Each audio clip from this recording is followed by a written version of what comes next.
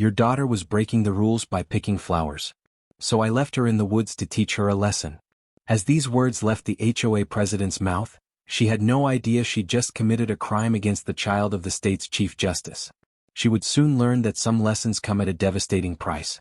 Before watching full Karen stories, comment below from where you watching. Also like and subscribe for more Karen stories. Where is she? Where is my daughter? I screamed, my voice echoing through the quiet neighborhood streets.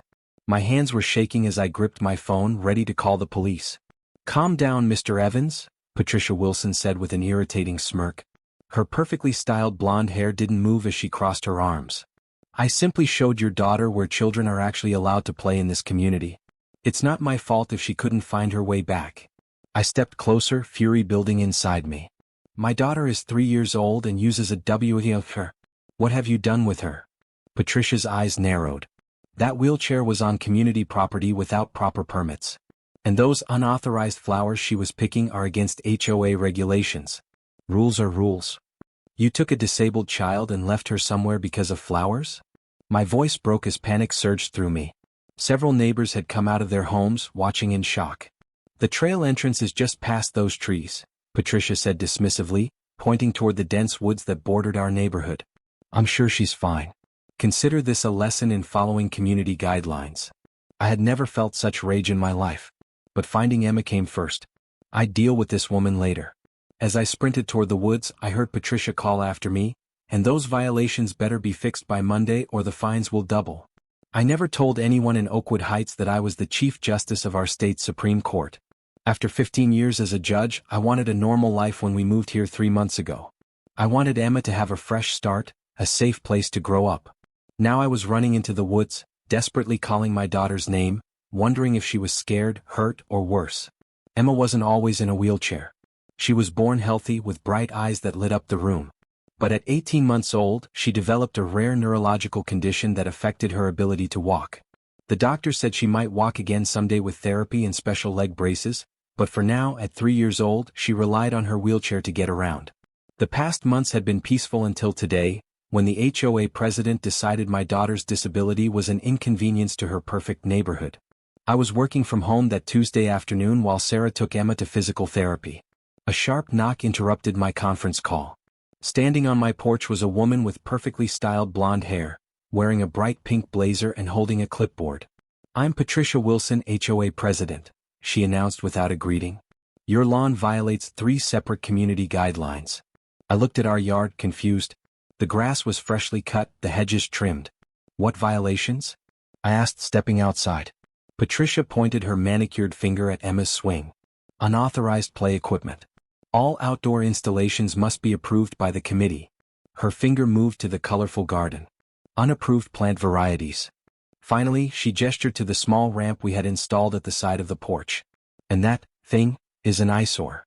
"That thing is a wheelchair ramp for my daughter," I explained calmly. "She has a disability." Patricia's expression didn't soften. "Rules are rules. You'll need to submit proper paperwork and wait for approval. Until then, these violations must be corrected within 7 days, or you'll face daily fines." I took a deep breath.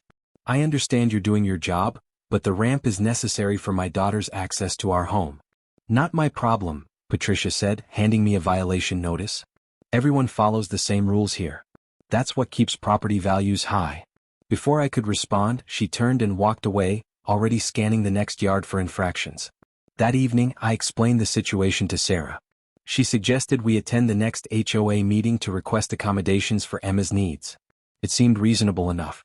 The following week, we hired a teenage neighbor to watch Emma while we attended the HOA meeting in the community center. As we entered the crowded room, Patricia was already at the podium, reviewing the month's violations. When we raised our hands during the open forum, Patricia acknowledged us with a tight smile. "We're here about the violation notice," I began. "Our daughter Emma has a mobility disability, and we need to request reasonable accommodations for her wheelchair ramp and adaptive swing." Patricia cut me off. "As I already explained, Mr. Evans, the proper procedure is to submit detailed plans and wait for committee approval." "But the Fair Housing Act requires," Sarah started. "We don't need lectures about laws," Patricia interrupted. "This community has standards. If we make exceptions for one person, everyone will want special treatment." Several neighbors nodded in agreement. Others looked uncomfortable but remained silent. The ramp is temporary, I tried to explain. And the swing is specially designed for therapy. Submit the paperwork like everyone else, Patricia said firmly. Next item. As we drove home, Sarah was in tears. How can people be so heartless? It's just bureaucracy, I assured her, though I was starting to wonder if it was something more. I'll submit their paperwork tomorrow. The next day, I filed all the required forms, including a doctor's note explaining Emma's condition. I even attached a copy of the relevant Fair Housing Act provisions, highlighted for clarity. Then we waited. 2 weeks passed with no response. The violation notices continued to arrive, now with added fines. I called Patricia several times but she never returned my calls. Then came the day that changed everything. It was Saturday morning. Sarah had gone grocery shopping while I worked in the home office. Emma was playing in the living room nearby, coloring in her favorite book. When I stepped out to get coffee, I noticed Emma wasn't there. The front door was slightly ajar. Panic surged through me. Emma couldn't go far in her wheelchair, but she'd never gone outside alone before. Emma? I called, rushing onto the porch. To my relief, I spotted her in the front yard, her wheelchair parked on the grass. She was reaching for a butterfly on one of Sarah's flowers. As I walked toward her, a car screeched to a halt in front of our house. Patricia Wilson stepped out, phone in hand, taking pictures. What are you doing? I asked. Documenting continued violations, she said coldly. The garden was supposed to be removed days ago. We submitted the paperwork, I replied. We haven't heard back yet. Patricia ignored me, walking closer to take more photos. Emma, startled by the woman's presence, began to cry. Daddy, who is she? Emma asked, her small voice trembling. It's okay, sweetheart, I assured her, moving toward her wheelchair. Patricia stepped between us. Is this why you want special treatment? She seems fine to me. I felt my temper rising but kept my voice calm. Please move aside so I can take my daughter inside. You know what your problem is? Patricia said, leaning down toward Emma. Your parents think rules don't apply to them. They think you deserve special treatment. Emma's eyes widened with fear. That's enough, I said firmly. You're frightening my child. You want to know what frightens me? Patricia's voice rose. People who move into nice neighborhoods and immediately try to turn them into something else. If you can't follow simple rules, maybe you should live somewhere else. She turned to Emma again. Your parents are teaching you bad habits. Rules matter. Emma began to sob. I'd never felt such anger in my life. Step away from my daughter. Now. My voice was quiet but left no room for argument. Patricia straightened up with a huff. Fine. Deal with your crying child. But those violations better be fixed by Monday, or the fines will double. As she walked back to her car, she paused to take more photos of our yard. I knelt beside Emma, trying to comfort her, when I heard Patricia's car door slam. Looking up, I saw her driving away, but Emma's wheelchair was gone. I stood up in shock. Patricia had taken Emma's wheelchair. With Emma in my arms, I ran to the end of the driveway, shouting for Patricia to stop. She accelerated around the corner and disappeared. I rushed back inside and called the police, reporting the theft. Then I called Sarah, who immediately headed home. While waiting, I held Emma close, assuring her everything would be okay. She clung to me, still frightened by the encounter. Why doesn't that lady like me, Daddy? She asked between hiccuping sobs. It's not about you, sweetheart, I promised. Some people just forget how to be kind. The police arrived within minutes. As I explained what happened, the officers looked increasingly concerned. She took a disabled child's wheelchair? One officer confirmed, writing in his notebook. And she's the HOA president? Yes, I replied. We've been trying to get approval for Emma's accommodations, but she's been blocking us at every turn. The officer's radio crackled. After listening to the message, he turned to me with a strange expression. Sir, we just got a call from Park Services. A wheelchair has been found at the entrance to Oakwood Nature Trail. That's about half a mile from here. My blood ran cold. She dumped my daughter's wheelchair in the woods? The officers exchanged glances. We'll retrieve it right away, sir. By the time Sarah got home, the situation had escalated. News vans were parked on our street. Apparently, someone had witnessed Patricia taking the wheelchair and called not just the police but also the local news station. An officer returned with Emma's wheelchair. One wheel was bent and the frame was scratched. Emma cried when she saw it. My chair is hurt, she whimpered. That was the moment I decided enough was enough. The next morning I made several calls. First to my office at the Supreme Court, then to the State Attorney General, and finally to a colleague who specialized in housing discrimination. By afternoon things were in motion. Police officers arrived at Patricia's house with a warrant for her arrest on charges of theft, property damage and violation of the Americans with Disabilities Act. The news crews captured her shocked face as she was escorted to the police car. "Do you know who I am?" she kept shouting. "I'm the HOA president." What she didn't know was who I was. 3 days later, an emergency HOA meeting was called at the community center. The room was packed, not just with residents but also with news reporters and even the mayor. As I walked to the front of the room, a hush fell over the crowd. Sarah followed, pushing Emma in her new wheelchair, donated by a local medical supply company that had seen the news. I stood at the podium and looked out at my neighbors, some who had supported Patricia, others who had remained silent out of fear. "For those who don't know me," I began, "I'm Michael Evans. This is my wife Sarah and our daughter Emma." I paused. "What many of you don't know is that before moving here, I served as Chief Justice of the State Supreme Court." The room erupted in whispers. Patricia's husband, sitting in the front row, went pale.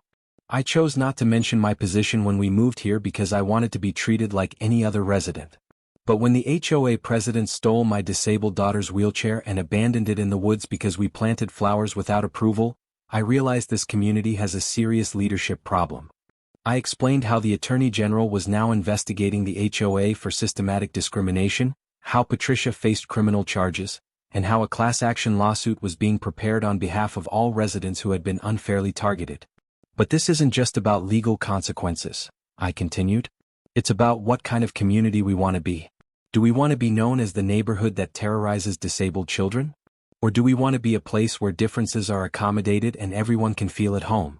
The room was silent. "Emma has a neurological condition that affects her ability to walk.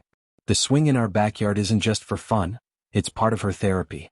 The ramp isn't an eyesore, it's her access to our home. The colorful garden isn't a violation, it's something that brings her joy during a difficult time."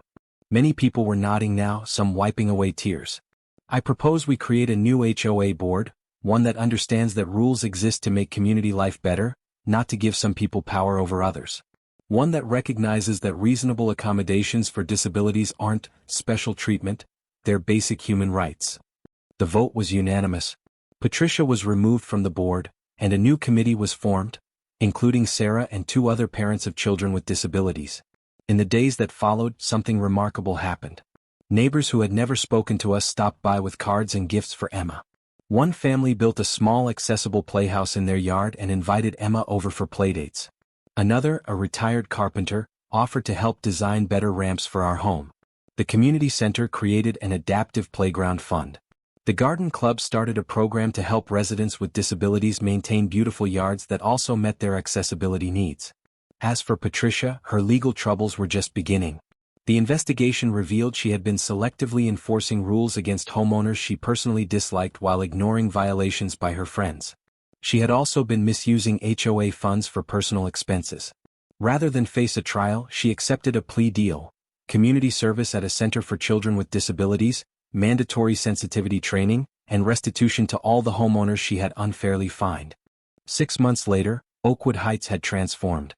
Our community was featured in a national magazine as a model for inclusive neighborhood policies. Property values didn't drop. They rose as families specifically sought out homes in a community known for its compassion and accessibility. Emma continued her therapy, and by her 4th birthday she could take a few steps with her leg braces. The whole neighborhood came to her birthday party in our backyard, now featuring an accessible playground that had received proper HOA approval in record time. As I watched Emma playing with her new friends, Sarah sat down beside me. "You know," she said quietly, "when all this started I was afraid we'd have to move again. Find somewhere else to raise Emma." I nodded. I considered it. But running away wouldn't have changed anything. Patricia would still be in charge, making life difficult for someone else. "Instead, you changed the whole community," Sarah said, squeezing my hand. "We all did," I corrected her, watching our neighbors chatting and laughing together. "It just took someone standing up first." Later that evening, as I tucked Emma into bed, she asked a question that caught me by surprise. "Daddy, is the mean lady ever coming back?" I smoothed her hair. "No, sweetheart. But you know what? She's learning to be kinder now." Emma thought about this seriously. Everyone can learn to be kind, right? That's right, I agreed. Sometimes it takes longer for some people. But everyone can learn. As I turned out her light, Emma called me back. Daddy? I'm glad we didn't move away. I like our home. Looking at my daughter, safe and happy in her bed surrounded by pictures drawn by neighborhood friends, I felt a deep sense of peace. Me too, Emma, I whispered. Me too. In my years on the bench, I had handed down countless judgments, interpreting laws and setting precedents. But nothing had taught me more about justice than watching my community transform from a place of rigid rules to one of compassion and inclusion. True justice, I realized, isn't just about punishing wrongdoing. It's about creating spaces where everyone belongs, especially those who need it most. And sometimes, that process begins with a little girl who just wanted to chase butterflies in her front yard.